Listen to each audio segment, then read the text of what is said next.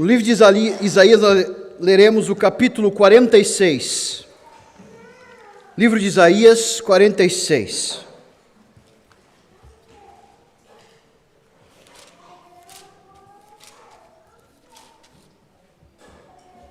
Isaías 46.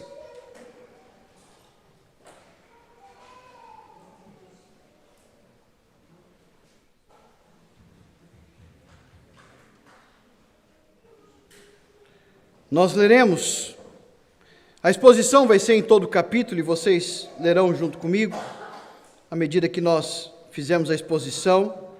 Mas para começarmos, nesta manhã, eu convido-vos a lerem comigo, do 8 ao 13. No entanto, vou explicar o capítulo todo e expô-lo pela graça de Deus e vou lendo os versículos à medida que o faço. A palavra de Deus nos diz no versículo 8, Isaías 46, versículo 8: Lembrai-vos disto, e tende ânimo, reconduze ao coração, ó pecadores. Lembrai-vos das coisas passadas, desde a antiguidade, que eu sou Deus, e não há outro, não há outro semelhante a mim, que anuncie o fim desde o princípio, e desde a antiguidade as coisas que ainda não sucederam, que digo, o meu conselho será firme, e farei toda a minha vontade. Que chama a ave de rapina desde o oriente, o homem do meu conselho desde terras remotas, porque assim o disse e assim acontecerá. Eu determinei e também o farei. Ouvi-me, ó duros de coração, os que estáis longe da justiça. Faço chegar a minha justiça e não estará longe.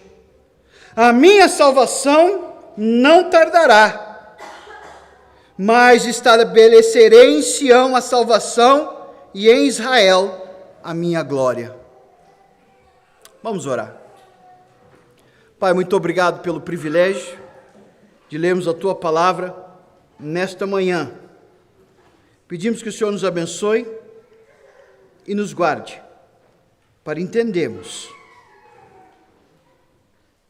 que o Senhor revelou aqui tem implicações diretas ao nosso coração, à nossa vida, à nossa família, à nossa comunidade, ao mundo inteiro, pois o Senhor é Criador de todas as coisas e chama todo homem a reconhecer essa verdade, de que Deus é Deus e não há outro Deus, e ninguém que é semelhante a Ele. Nós pedimos a Tua bênção para guardarmos isso em nossos corações e agora explicarmos a Tua palavra, para que todos sejam edificados na fé e possam crescer à imagem do Filho Jesus Cristo. Nós oramos em nome de Jesus. Amém. O ser humano, nós, eu e você, somos mestres em estragar coisas boas. Somos mestres em transformar coisas boas em coisas que tomam o fôlego da nossa vida. Algum tempo atrás, eu e minha família gostamos muito de história e nós estávamos a assistir um seriado que fala sobre o que aconteceu no desastre em Chernobyl. E uma das coisas que marcou naquela história real é a capacidade do ser humano de insistir nos seus erros, de insistir em coisas que diante e debaixo do seu próprio nariz estão completamente erradas.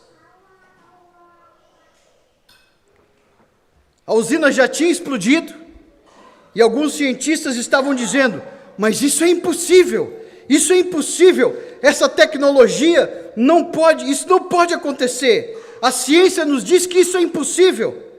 E alguém vai dizer no meio da discussão, não só a ciência, o nosso governo nos garantiu que isso era impossível. E ao mesmo tempo, a radiação já estava tomando conta da cidade. É impossível, é impossível, é impossível.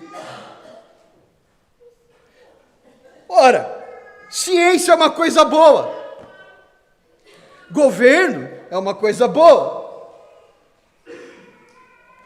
Mas quando isso se torna um único padrão de realidade e o motivo da nossa vida, nós destruímos o propósito dessas coisas. Nós fazemos isso constantemente. Nesse momento, o povo de Israel, que estava exilado na Babilônia, o que foi chamado para fazer isso, para deixar aquilo que seria o seu lugar, a sua terra, as suas promessas, para então viver debaixo do cativeiro, segundo ordens de Deus, de acordo com o profeta Jeremias no futuro, mas ainda aqui em Isaías, recebendo a palavra de Deus, para serem corrigidos, porque infelizmente coisas boas, coisas reais, coisas concretas, passaram a dominar o coração dos homens.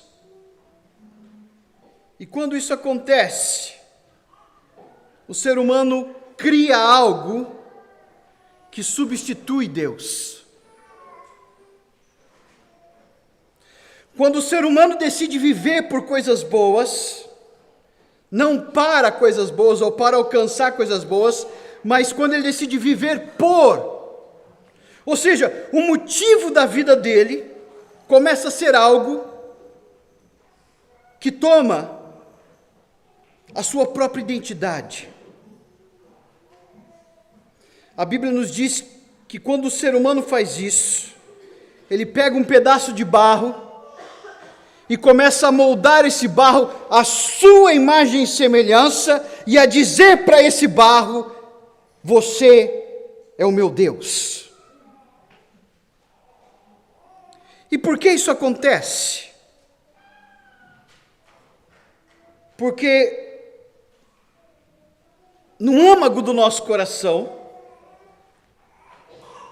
na realidade do nosso pecado, somos todos, de uma certa forma, em graus diferentes, narcisistas. Não no sentido pior sentido possível, não estou falando de doença psicológica, nada disso, estou falando da necessidade que nós temos de transformar a nossa imagem à nossa própria semelhança.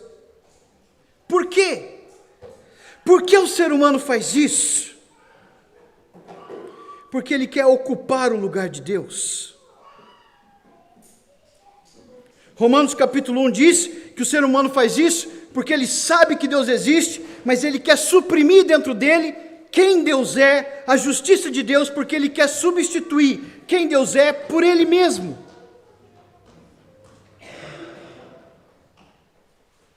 Portanto, aquilo que vamos ver aqui nesse texto é um problema do coração, mas que afetava um povo todo. Era o problema do coração do homem que agora começa a afetar a sociedade. Era confiar em coisas frágeis e temporais e substituir essas coisas pelo próprio Deus. Há uma ilusão muito clara que permeia a nossa sociedade, e nós não somos imunes a ela, é viver os passos do dia a dia com a ilusão de que podemos fazê-lo de alguma forma fora de Cristo.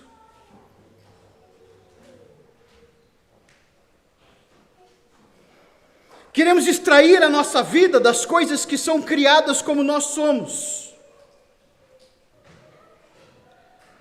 Queremos dar-nos força e força de vontade a partir de coisas que podemos tocar.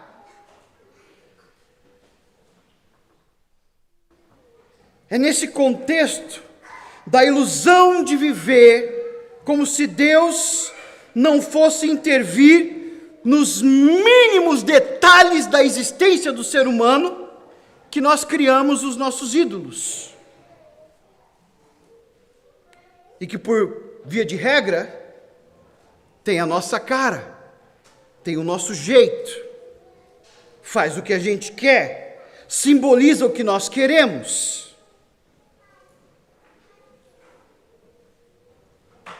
Nesse tempo que acabamos de ler, o profeta Isaías está dizendo para o povo que eles foram consumidos por ideias fúteis e vãs e cabalmente se esqueceram de quem Deus é.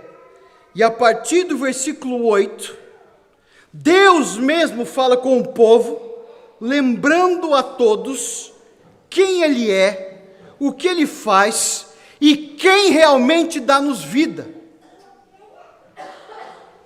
Quem realmente provê tudo o que precisamos. Quem realmente coloca o chão debaixo dos nossos pés, comida na nossa mesa, vida para viver. Meus irmãos, é óbvio que no resto da Bíblia, óbvio não, mas se você leu a Bíblia, não é tão óbvio assim, mas você precisa estudar um pouco para chegar lá, melhor dizendo, você vai perceber que a ideia de Babilônia é a ideia de uma sociedade sem Deus. É uma sociedade que troca a verdade sobre o Deus verdadeiro por algo falso. Só que você pode pensar o quê? Isso é para aqueles que não creem. Lembremos que Deus, ao falar isso, estava falando com o seu povo. Pessoas que creem, porque a tentação de viver nesse mundo, em algumas áreas, como se Deus não existe, é muito grande. A tentação de substituir a justiça de Deus pela nossa justiça é constante.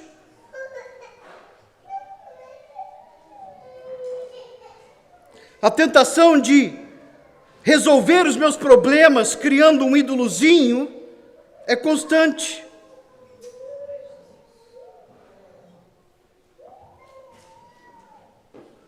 No entanto, o texto nos mostra, e eu vou ler com os irmãos, que aquilo que o ser humano faz para aliviar a sua vida, acaba por se tornar o grande fardo que leva ele à destruição.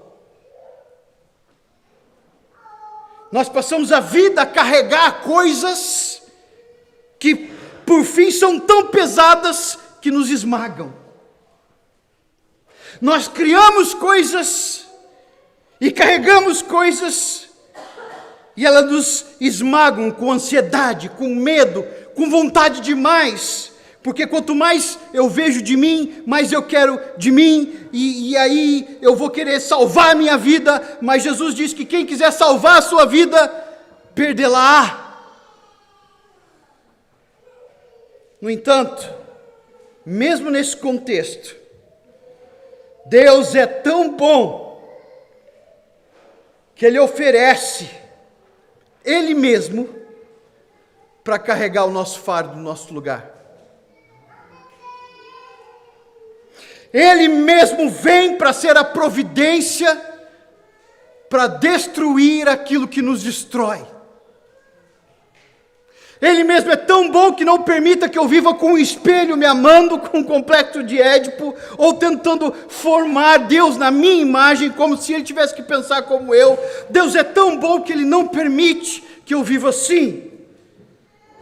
O Filho de Deus veio para prover tudo o que nós precisamos na vida, no coração, na alma.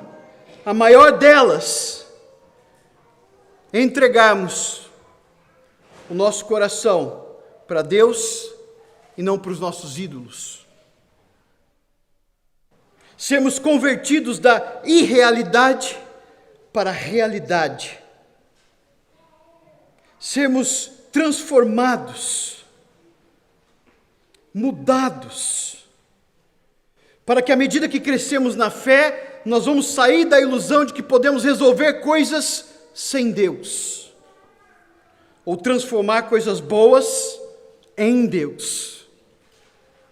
São coisas, são pessoas, e nenhuma delas é boa o suficiente para ser Deus. No versículo 1 e 2, o profeta nos mostra que o grande ídolo da Babilônia já estava cansado e abatido, de tanto que o povo dependia dele de uma certa forma. É uma linguagem irônica. Jabel está abatido, já Nebo se encurvou. Os seus ídolos são postos sobre os animais, porque eles têm que ser carregados pelos animais, eles não têm forças. Percebam que exegeticamente o verbo carregar, carregar, ser carregado vai estar no texto todo. Sobre as bestas, as cargas dos vossos fardos são canseira para as bestas já cansadas. Até os animais estão cansados de carregar os nossos erros. Ironicamente, Isaías diz: eles também se encurvaram e se abateram, não puderam livrar-se da carga, mas a sua alma entrou em cativeiro. Presta atenção nessa frase: a sua alma entrou em cativeiro. Deus está mostrando para eles que aquilo que eles construíram como símbolo de vitória para aquela sociedade, aquilo que eles construíram como o alvo da sua fé, da sua alegria, das suas festas, das suas celebrações, já estava cansado. E além disso, nesse processo, a alma deles entrou no cativeiro. Ora, você vai perceber que na teologia da palavra de Deus, o povo de Deus estava em cativeiro, mas a alma deles pertencia a Deus. Você vai perceber que mesmo na Babilônia, Daniel estava lá na Babilônia, Sadraque, Mesaque e Abidnego estavam dentro da Babilônia. Você vai perceber que Ester estava entre os medos e os persas, e no entanto a alma deles pertencia a Deus. De maneira que eles não se curvam. Mas a ideia de se curvar aqui é justamente para mostrar a idiosincrase das relações do ser humano com o que ele cria. Eles criam e eles mesmos se curvam. É como se eles se curvassem para coisas que ele... E é como não, eles fazem isso, o ser humano faz isso. Ele se curva para coisas que ele mesmo construiu. Só que na verdade essas coisas que ele construiu estão curvadas, disse o Senhor. O custo da idolatria, meus irmãos, o custo de tentarmos viver ou resolver problemas sem Deus, é que nós criamos mecanismos que se curvam diante da realidade. E isso não uso por metáfora, porque o texto está nos mostrando que toda aquela sociedade, toda aquela pompa, aquela força, tudo que Babilônia representava, já estava cansado e, de acordo com as profecias, ia cair.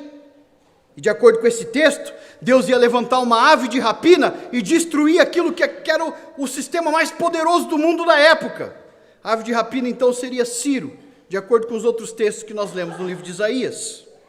Deus profetizou isso antes de acontecer. E é por isso que ele fala que ele controla a história e que ele faz todas as coisas. O custo da idolatria, então, é que para nós criarmos alguma coisa à nossa imagem e semelhança, nós gastamos tudo que temos. Coisas boas, ouro, prata. Mas nós gastamos tudo que temos. Gastamos a nossa vida. Gastamos o nosso suor, gastamos momentos de alegria e de satisfação, entregamos a coisas vãs que não têm poder para fazer nada. Como estátuas pesadas, criamos as nossas vidas que se curvam diante da canseira do dia a dia. No entanto, meus irmãos, o destino de todas essas coisas é uma impotência sem tamanho. Impotência de resolver problemas, de parar uma radiação, de salvar um casamento, de salvar um filho das drogas, impotência de convencer alguém do erro, ou até mesmo de acertar alguma coisa na vida. O custo é não fazer nada pensando que está construindo algo.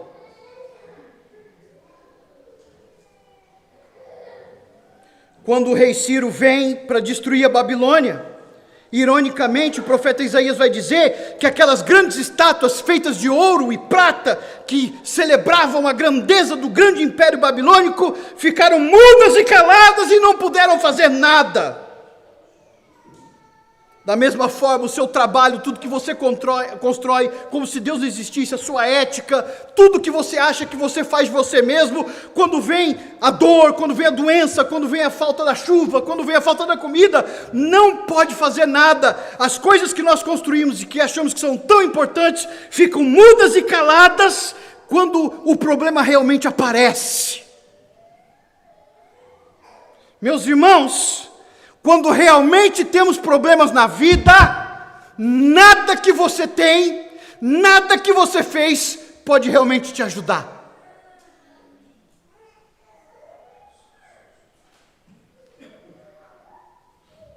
Pode ter pompa, pode ser aplaudido por todos, pode ter fama de monumento, mas não te ajuda. As pessoas acham que ajuda, mas não ajuda. O destino disso tudo é a ideia. Vocês acreditam que essas coisas te sustentam, disse o Senhor.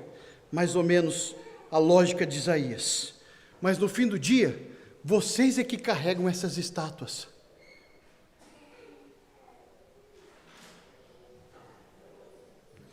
O que Deus quer fazer a partir do versículo 8 é mudar o jogo. E eu creio que Deus quer fazer isso com você também.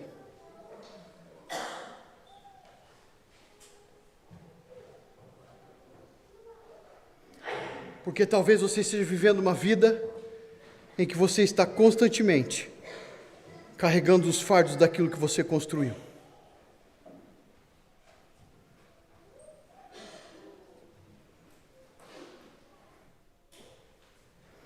Você acha que construiu uma casa maravilhosa para viver, mas na sua alma você sabe que você construiu uma prisão.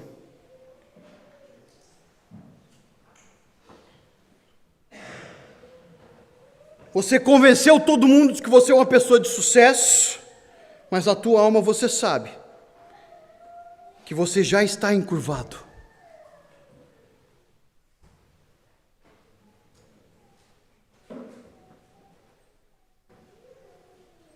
As coisas que você fala, as coisas que você faz, aquilo que você faz sem Deus, pode brilhar hoje. Mas quando o problema vem, elas não podem nem abrir a boca para falar nada, porque elas não são Deus.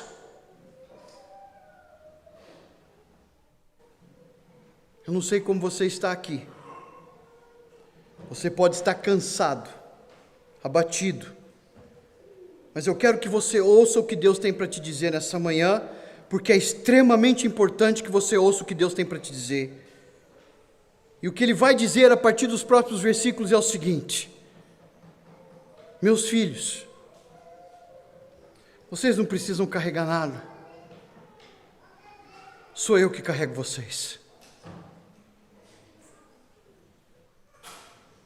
Igreja de Cristo. Igreja de Cristo, ouça. Os homens carregam coisas, achando que isso salvará. Mas Deus está nos dizendo: sou eu que carrego vocês. Desde o princípio. Olha o que Deus fala para eles no versículo 3. Ouvi-me, ó casa de Jacó, e todo o resto da casa de Israel, vós a quem trouxe nos braços desde o ventre e levei desde a madre. Deixa eu explicar alguma coisa para cada um de nós aqui, é importante que você entenda isso, independente de como você entrou nessa igreja, como você chegou, como você está hoje, eu quero dizer algo para você. Já lá no ventre da tua mãe, ou antes de você nascer, tudo foi estabelecido, carregado e cuidado por Deus. Tu não és um acidente, nem cósmico, nem científico. Tu não és produto do acaso. Deus te criou.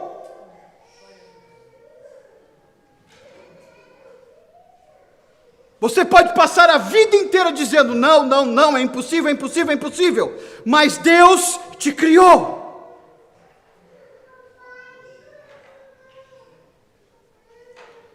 Muitos de nós aqui creem piamente nisso, e é por isso que estamos aqui, somos crentes, graças a Deus por isso, mas infelizmente no dia a dia nós esquecemos dessa realidade, esquecemos e começamos a confiar nas nossas forças, começamos a confiar na maneira como resolvemos os problemas, sem buscar na fonte de todas as coisas a resposta para a nossa vida. Nós esquecemos que antes de eu nascer, Deus já me conhecia. Nós esquecemos que quando eu estava no ventre da minha mãe, foi Deus que me formou. Nós esquecemos que um dia eu nasci, onde eu nasci, as circunstâncias do meu nascimento, a vida que eu vivi, o fato de eu não estar morto aqui, foi Deus que me deu vida. Quantas vezes precisamos lembrar o ser humano dessa realidade? Quantas vezes a igreja precisa lembrar? Em 74, em 72, em 2025, no meu nascimento, no seu, quando o Benfica ganha ou perde, quando o Sporting ganha ou perde, em todas as circunstâncias, a mão poderosa de Deus constrói, não porque Ele constrói alguma coisa no sentido de que precisa de nós, mas no sentido de controlar todas as coisas, o que Ele mesmo determina. E meus irmãos, há um problema nos nossos corações de olharmos para textos como esse e começarmos a pensar, mas e as guerras? E as atrocidades que nós vemos? Essa semana eu vi lá em Jerusalém uma senhora, uma freira, ser jogada no chão, pisoteada. Aquilo me trouxe uma angústia na alma tremenda. Como pode alguém fazer isso com uma senhora? Pensei. No entanto, o meu coração não tem resposta para isso. Mas diante dessas coisas, a nossa tendência é ficar, o meu problema, o meu trabalho, a minha dificuldade, a minha esposa é chata, o meu marido é chato, o meu filho... e a gente esquece. A gente esquece da realidade, que eu só posso reclamar de alguma coisa, porque antes de reclamar eu já tinha vida. A gente esquece da realidade que Deus controla todas as coisas nos seus mínimos detalhes para que eu, Diego, possa exercer a minha liberdade. Pois o reconhecimento dela só existe quando é fundamentado na realidade de Deus. Fora isso, eu sou apenas um produto do acaso. Na verdade, eu não tenho liberdade nenhuma. Se as pessoas vivem de uma maneira como as outras pessoas pensam que vivem, então nós somos produtos químicos da realidade. O ser humano, sem Deus, é fatalista. É química, é músculo. Esquece que dentro de nós há algo muito maior do que a nossa carne, mas há dentro de nós uma alma. É por isso que nós pensamos, vivemos, amamos, sentimos, choramos, celebramos. No entanto, a gente pode passar a vida toda fazendo essas coisas que são dons de Deus para a humanidade, como se Ele não existisse. Mas uma hora a conta vem. Uma hora, esse sistema babilônico, capítulo 47, ele cai. Com todos os governos da terra que se colocaram acima de Deus, nós é que temos a resposta para a humanidade. Caiu. Nós é que vamos trazer justiça para a humanidade. Caiu. Nós é que vamos fazer todo mundo ficar rico. Caiu. Não há nada que o ser humano tenha construído que tenha sustentado o próprio ser humano. Pelo contrário, o fato de nós existirmos aqui já prova para nós quem nós somos e de onde viemos. Ou seja, se nós estivéssemos à mercê do acaso, nós já teríamos todos nos matado. É verdade.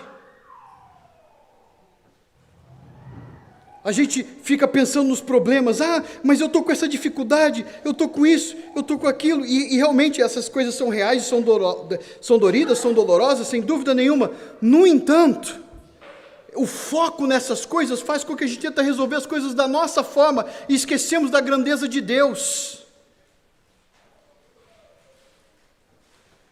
Ok? Para um dia de chuva, há milhares de sol.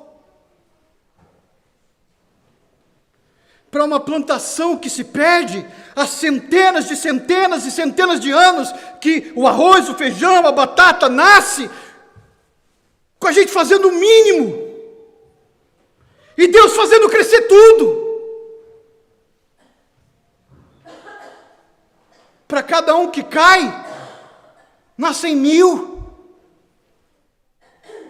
E nós esquecemos de lembrar que essas coisas são muito maiores que as outras. A estas coisas que Deus faz, nós chamamos nas Escrituras e na Bíblia, na teologia, melhor dizendo, porque a palavra providência não está na nossa língua traduzida, mas o conceito está no hebraico, no grego, de várias formas. No entanto, a ideia de providência mostra para nós que Deus controla todas as coisas, Ele faz o sol nascer para justos e injustos, Ele cuida de uma criança na África, de uma criança na China, em Portugal, situações diferentes, contextos diferentes, mas ninguém mesmo escapa do seu poder, porque na sua mão está todo o poder, toda a glória, todas as coisas são controladas por Deus. E é aí, meus irmãos, que nós entendemos o que a Bíblia está fazendo com o Senhor Jesus Cristo. É exatamente o que Isaías está dizendo para o povo de Deus. Lembrem-se, guarda isso no vosso coração. Querida Igreja de Cristo, lembrem-se do que Deus fez no passado, lembrem-se do que Deus fez em 74, lembre-se, igreja, que agora é uma, que Deus formou uma igreja há 60 anos atrás e outra 8 anos atrás, e agora somos uma só igreja, lembrem-se disso. Lembrem-se que há irmãos que na África ainda estão tentando construir um templo e fazendo os cultos debaixo de uma árvore, mas Deus, na sua infinita misericórdia, não porque nós somos melhores que eles, jamais, mas porque na sua infinita misericórdia nos deu um lugar para adorar. Lembre-se que Deus te deu esposo. Isso é milagre, irmão. Ok?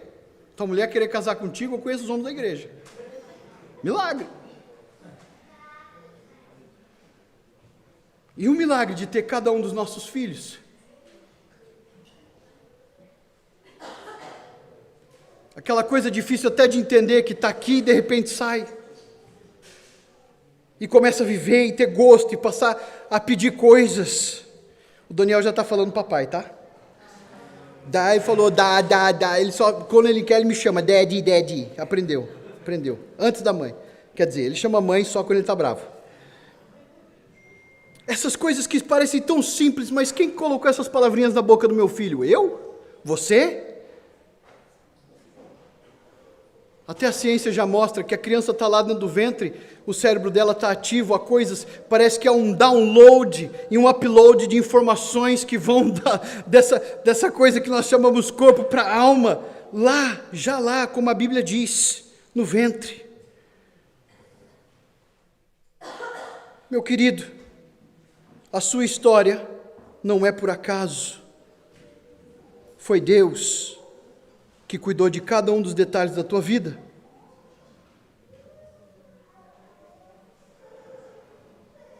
A fidelidade de Deus não depende das nossas circunstâncias, pelo contrário, ela controla todas as coisas. Deus faz uma promessa que é infinitamente concreta. Ele diz: eu vou fazer o que eu quiser. Ele é o Criador de todas as coisas. Enquanto o ser humano acha que cria coisas, Deus nos diz, mas fui eu que te criei. Nós temos um cuidado na Bíblia, do berço à sepultura, diz as Escrituras aqui. Se você já está numa idade avançada e pensa muitas vezes no âmago do teu coração que está sozinho, porque os anos estão se passando, não.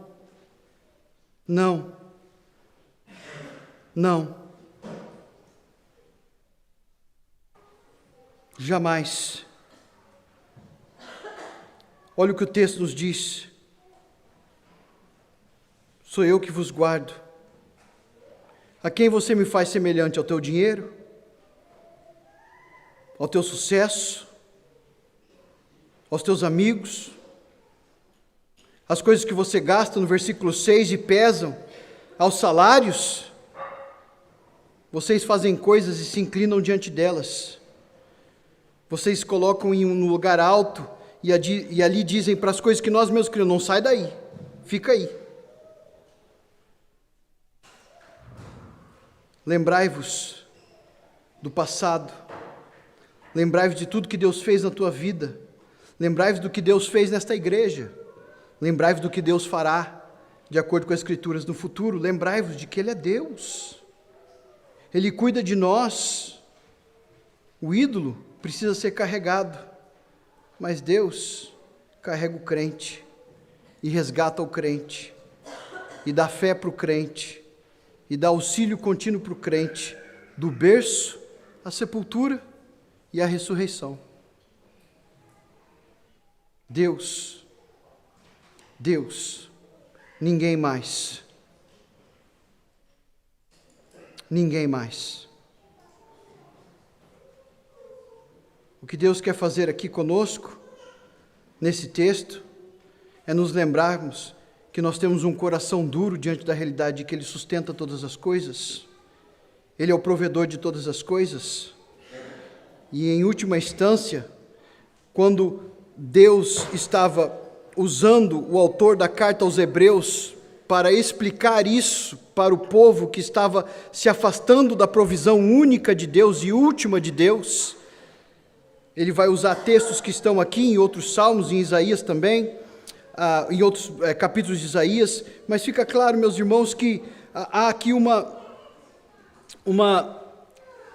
clara distinção sobre quem é o Senhor Jesus e o que Ele faz. E a provisão é essa, de que Jesus é o resplendor da glória de Deus. Hebreus capítulo 1:3 diz que Jesus sustenta todas as coisas pela palavra do seu poder.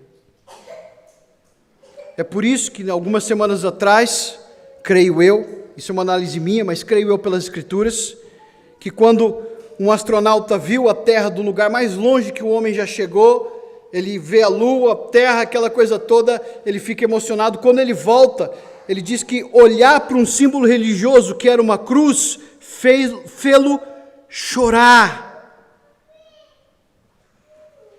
Ele disse: eu nem era religioso, mas agora... Porque a grandeza das coisas que Deus criou apontam para um Deus que é maior do que tudo que Ele criou ainda. É como se Deus falasse para nós: olha para a vossa vida, olha para esse universo, olha para tudo que está ao teu redor. Não tem como você controlar tudo isso. E você está dentro de algo que eu criei e controlo. Deus, em Cristo, de acordo com a palavra de Deus, Jesus, sustenta todas as coisas, enquanto o homem fica brincando de fazer ídolo. Mas esse tempo acaba. Melhor para nós, para aqueles que são acordados para essa realidade, eles saem do cativeiro da alma e começam a viver a alegria de poder confiar na providência de Deus. Poder colocar a cabeça no travesseiro e dormir sabendo que o Senhor cuida de mim. Sabendo que se um dia eu for desse mundo, Ele cuida do meu espírito. Sabendo que quando Ele voltar, eu vou ressuscitar nesse corpo transformado. Sabendo que Ele coloca pão nas nossas mesas para que nós possamos distribuir para quem não tem.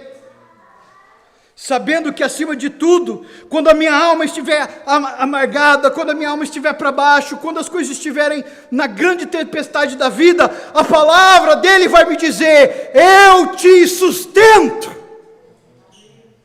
do berço até a glória, do berço até a Nova Jerusalém. Eu sou Deus que provê todas as coisas, e a maior coisa que Deus proveu para nós foi a purificação dos nossos pecados. Ainda em Hebreus capítulo 1, ele nos diz que ele se entregou para ser a purificação dos nossos pecados, e depois que fez isso, se assentou à direita de Deus, e ele rege todo o universo.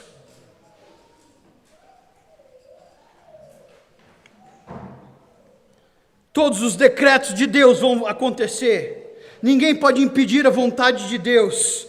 A grande maravilha é, eu não sei porquê, não tem como apontar nada em mim, mas na sua infinita graça, misericórdia e bondade, Ele nos incluiu.